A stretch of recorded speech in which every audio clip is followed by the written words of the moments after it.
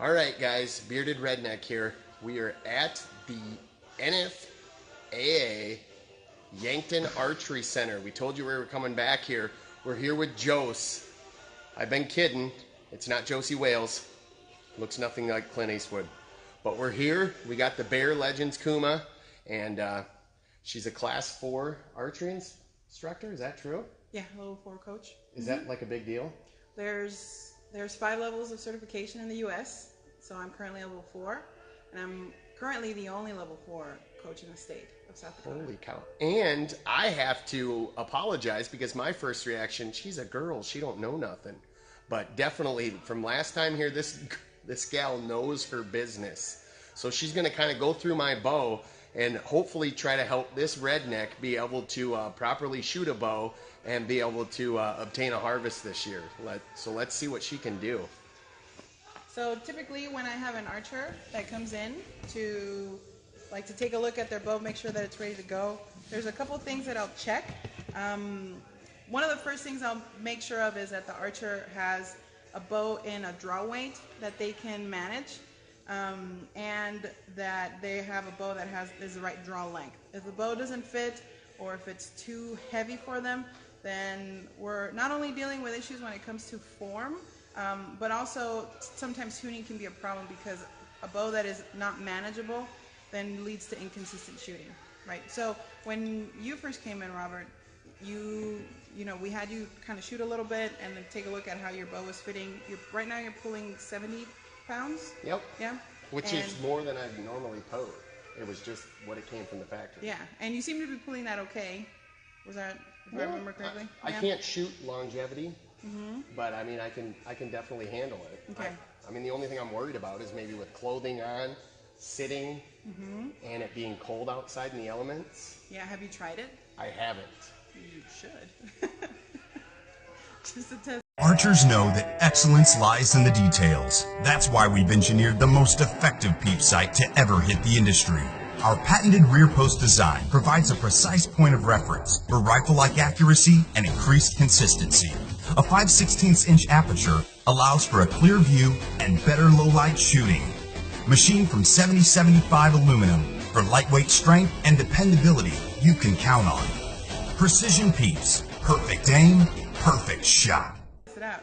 So typically the way I'll check if an archer has a poundage that they can pull is if they're able to hold the bow out at arm's length and pull back with their arm pretty level and without needing to lean back. If they're having to break their posture, then that's a sign that the archer's overbowed or they're having to really work hard. And again, if you really need the poundage, then you would have to work with the way it is. But you want to be able to control your bow rather than have it control you. Again, just for the sake of consistency. Okay.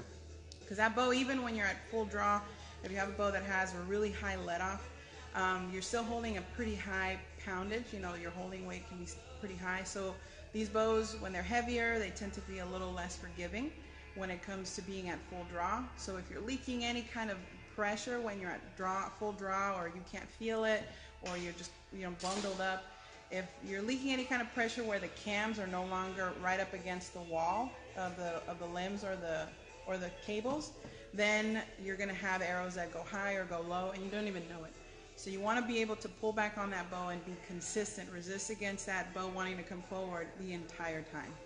And I've had it creep on me a couple times, and when it starts going, it goes. Yeah, and there's a couple of things you can do with your bow so that it's still forgiving when you do a little bit of creeping. Literally, it's called creep tuning. That takes a while. That would be right up my alley. Yeah.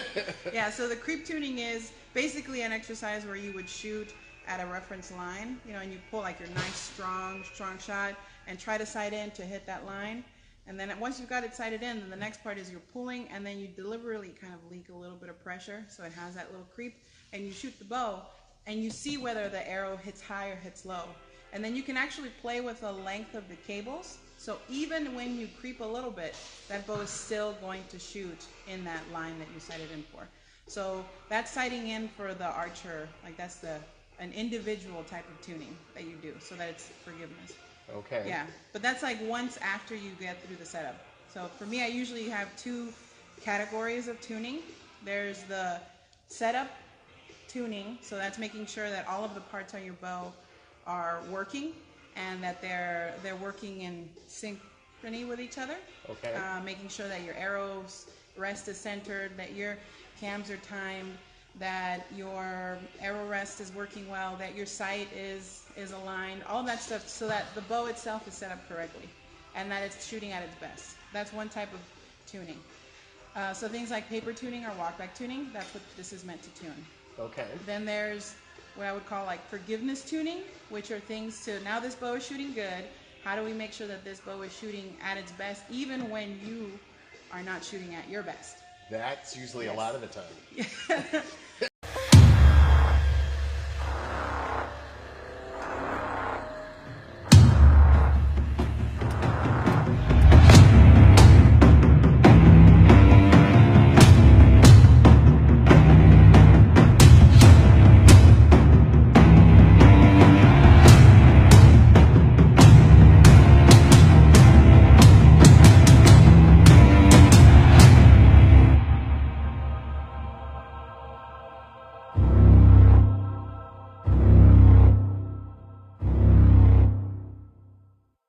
But if you have a bow that fits you and that is working, that is set up correctly, then the forgiveness tuning or the individual, like personalized tuning, that becomes a lot easier. Now this bow is really like in synchrony with you, like you and it are working well together.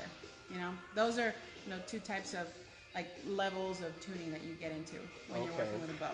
But when I have a bow come in the first time, I want to make sure again that the draw length is good, which when you were shooting it, it looked fine.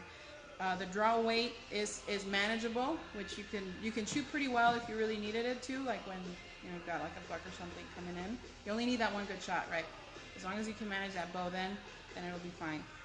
Once we've got the bow that fits the archer, then we're talking about making sure that the components are working for you. So one of the first things that I'll check is making sure if you're working with a dual cam or a binary cam, like the cams that have modules on them, that have this or that have two cams, making sure that they're both rotating at the same time and hitting their respective cables at the same time. If that's working well, then after that, then I'll set up I'll have a knocking point put on, make sure that it's at the right height. I'll put on the arrow rest and then make sure that that arrow rest is centered with your bow. So typically, I'll set up a knocking point that is at perfectly level with the bottom of that first little hole where you screw in your arrow rest. Okay. Sometimes it's called like the burger hole or the burger button. So I'll level it so that the arrow is going through that arrow and leveling with the bottom of that. And then the arrow rest, I'll set it up so that it's also lining up to let that arrow sit pretty level with that burger button. And then once I do that, then I'll check to make sure that the arrow is centered, the arrow rest is centered. So there's 2 points of contact on that arrow. The arrow attaches to the string and then it attaches to your arrow rest. And I want to make sure that these 2 points of contact are both lined up. Because if this arrow rest is off to the left or to the right, that means your arrow, when you're shooting it, already has a directional bias in one direction or the other. But I want it to go straight down the center. So that's what we call center shot, making sure that your arrow rest is centered. Okay. Yeah. Once you've got that arrow rest, you can usually eyeball it. Then I'll shoot it through paper, and that'll really fine tune and tell me if there's any issues like with your arrow rest, or perhaps the cables that are pulling on these cams might be giving the cam a little bit of lean, and I might need to correct that lean. Okay. Yeah. What if I have lean?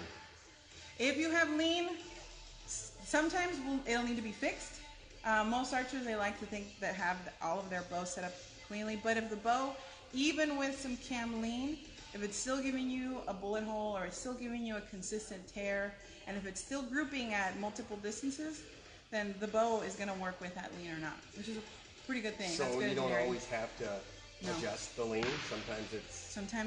Sometimes the bow can work perfectly fine with the lean. Okay. Mm-hmm. Yeah.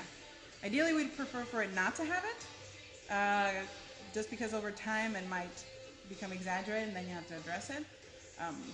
But you can still work with it. And most archers won't notice if there's anything, and if there's any effect on that. Unless, you can sometimes see it when you shoot it through paper, when you do any other type of thing. Okay. Mm-hmm. Yeah. So what do we got to do then? Where do we start? Well, I'd say The bow fits you, the weight is manageable. I'd like to put it through a drop board to make sure that the cams are leaned.